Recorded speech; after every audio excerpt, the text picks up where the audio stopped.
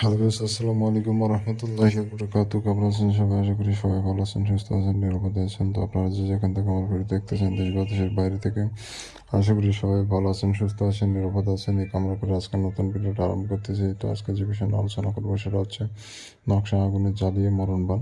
তো এই মরণ বানটা আপনি যে কোনো সত্যের উপর প্রয়োগ করতে পারবেন, কোনো বাধ্যবাধকতা নাই। আপনি যখন প্রয়োগটা করবেন, শুধুমাত্র নকশাটা আগুনে জ্বালানোর মাধ্যমে আপনি শত্রুকে ধ্বংস করে দিতে পারবেন চিরতরের জন্য।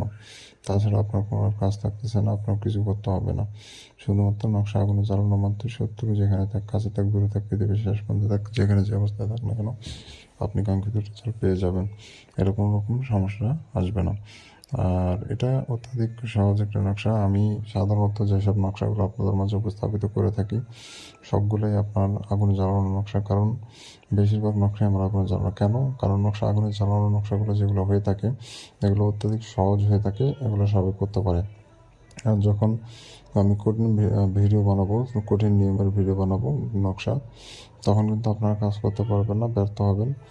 আপনার জন্য খুবই কঠিন হয়ে যাবে, হার্ড হয়ে যাবে। তো এই ক্ষেত্রে আমি কিতাব ঘেটে ঘেটে যেগুলো সহজ তদবির, সেগুলো আপনাদের মাঝে উপস্থাপিত করতে পারি, যাতে আমার ভিউয়ার্সরা সুন্দর করে কাজগুলো করতে পারে এবং সুন্দরভাবে প্রয়োগ করতে পারে। যার কারণে আমি সহজ নকশাগুলো খুঁজে বের করে আপনাদের মাঝে উপস্থাপিত করি, যা অন্য কোনো তান্ত্রিকরা করবে না। যারা কঠিন নকশা দেয়, তাদেরকে বলবো যে ভাই, আপনার কেন ওগুলো কঠিন ভিডিও বানাবেন? যারা দর্শকরা যদি বুঝতেই না পারে, কাজ করতে না পারে, তাহলে ওগুলো কঠিন ভিডিও বানিয়ে তো লাভ নেই। আমার কাছেও কঠিন কঠিন নিয়মের নকশা আছে, কিন্তু এগুলো দিলে তো আপনারা কাজ করতে পারবেন না। এই জন্য সহজগুলো দিয়ে থাকি। তো অনেক ভাই বোন বন্ধুরা আছেন যারা শত্রুর জ্বালায় অতিষ্ঠ হয়ে গেছেন, বিভিন্নভাবে হতাহত হচ্ছেন, শত্রুর জ্বালা বাঁচতে পারছেন না। আপনাকে কটু কথা বা মারামারি, গ্যাঞ্জাম, বিভিন্ন ধরনের সমস্যা হয়ে থাকে। শত্রু কিন্তু বিভিন্ন প্রকার হয়ে থাকে, প্রাণঘাতী শত্রু হয়ে থাকে এবং সাধারণ শত্রু হয়ে থাকে। তো দেওয়ালে পিঠ থেকে গেলে বড় কিছু থাকে না, টাকা পয়সা, ক্ষমতা কোনো দিক দিয়ে শত্রুর উপর সাথে আর পেরে ওঠা যায় না। তেমন অবস্থা যদি হয়ে থাকে, তাহলে আপনি বানটা প্রয়োগ করতে পারবেন। শত্রু যেখানে যে অবস্থায় থাক না কেন, ওখানে শত্রুর উপর বানটা প্রয়োগ হয়ে যাবে। 100% গ্যারান্টিযুক্ত কাজ, এগুলো কোনো রকম 19-20 হবে না।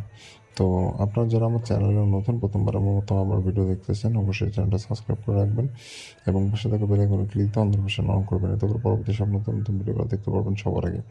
তো ভিউয়ার্স, আমার মতো সহজ করে আপনাদেরকে বুঝিয়ে দেবে না। আমি যেভাবে আপনাদের বুঝাই, অন্য কোনো তান্ত্রিককে আপনাকে এত সুন্দর করে বুঝিয়ে দেবেন। আপনারা তো আমার ভিডিও দেখেন, আরও 10টা মানুষের ভিডিও দেখেন, আপনারা কম্পেয়ার করবেন, তুলনা করবেন যে কার ভিডিও কেমন হয়।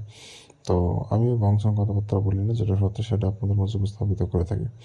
আর যাক, আর বেশি কথা বলবো না। আপনারা যারা এই কাজটি প্রয়োগ করতে চান, স্ক্রিনে যে মূলত নকশা দেখতে পাচ্ছেন, এই নকশা দিয়ে আপনাকে মূলত কাজটা সম্পন্ন করতে হবে।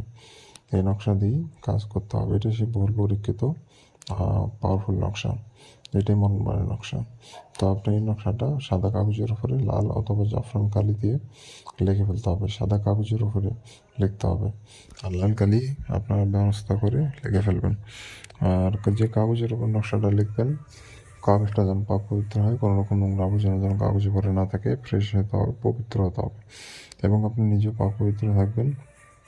যে জায়গা বেশি নকশা লিখবেন, জায়গাটা যেন পাক পবিত্র হয়, বিষয়টা লক্ষ্য রাখবেন। আর নকশা লেখার সময় কারোর সাথে কোনো রকম কথাবার্তা বলা যাবে না। এই নকশাটা সোমবার এবং মঙ্গলবার, এই 2 দিনে যে কোনো একদিন লিখতে পারবেন। এই 2 দিন ব্যতীত অন্য কোনো দিনে যদি নকশা দিয়ে কাজ করেন, তাহলে নকশা কাজ করবে না। এই 2 দিনে যে কোনো একদিন নির্ধারিত করে মূলত আপনাকে কাজটি করতে হবে। এই 2 দিনের বাইরে অন্য কোনো দিনে কাজ করলে নকশা কাজ করবে না। তো আপনাকে বিষয়টা লক্ষ্য রাখতে হবে এবং সুন্দর করে নকশাটা কমপ্লিট করতে হবে। তো রাত 10টার পর নকশা লিখতে বসবেন, সেই সময়টা নিরিবিলি হয়, কোলাহল মুক্ত হয়। তো আপনাকে কোলাহল মুক্ত, গ্যাঞ্জাম মুক্ত জায়গায় বসে পরিপূর্ণ নকশা কমপ্লিট করে ফেলতে হবে। তো এইভাবে করে আপনাকে কমপ্লিট করে ফেলবেন নকশাটি।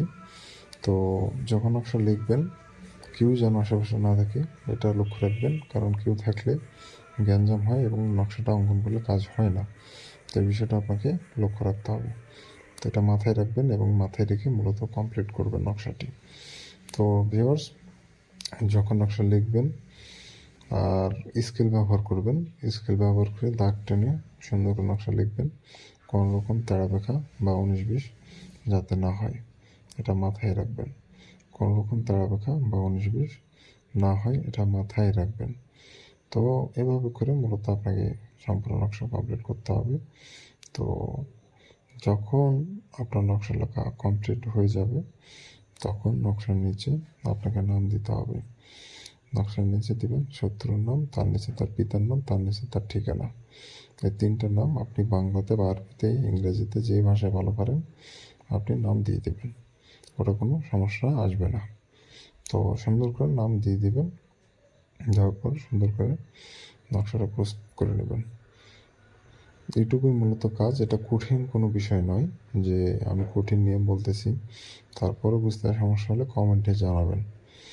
তো এভাবে করে মূলত কমপ্লিট করে ফেলবেন। নকশা লেখা হয়ে গেলে নকশাটা আপনাকে জাগ্রত করতে হবে। সূরা নাস একবার করে নকশার উপর ফু দিবেন, সূরা নাস একবার করে নকশার উপর ফু দিবেন, নকশা জাগ্রত হয়ে যাবে। তো জাগ্রত করার পর এই নকশাটা আপনাকে কিছু করার লাগবে না, আগুনে জ্বালাই দেবেন। কোনো কিছু না, সাথে সাথে আগুনে জ্বালাই দেবেন, সাথে সাথে, কোনো সময় লাগবে না, সাথে সাথে আগুনে জ্বালাই দিবেন। আপনার কাজ শেষ, আপনাকে আর কিছু করতে হচ্ছে না। এখন আপনি সুন্দর করে নকশা কাজ করতে পারবেন। আপনার কাজ কমপ্লিট, আপনি শুধু অপেক্ষা করবেন রেজাল্টের জন্য, শুধুমাত্র রেজাল্টের জন্য অপেক্ষা করবেন, আর কিচ্ছু করতে হবে না। এইটুকু কাজ করে রাখবেন, আর কিছু করা লাগবে না। তো যারা অনুমতি নেবেন চ্যানেলটা সাবস্ক্রাইব করবেন, কমেন্টে নাম লিখবেন, অনুমতি পেয়ে যাবেন। আর যারা চ্যানেল সাবস্ক্রাইব করে না, কমেন্টে নাম লেখে না, তাদেরকে অনুমতি আমি দেই না।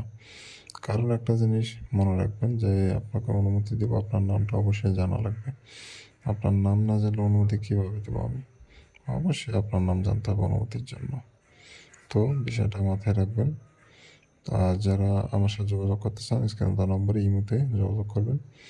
যে কোনো ধরনের সমস্যার জন্য যোগাযোগ করবেন, ইনশাল্লাহ সমাধান করার চেষ্টা করব। তো ভালো থাকেন, সুস্থ থাকেন, দেখা হচ্ছে পরবর্তী কোনো নতুন ভিডিওতে।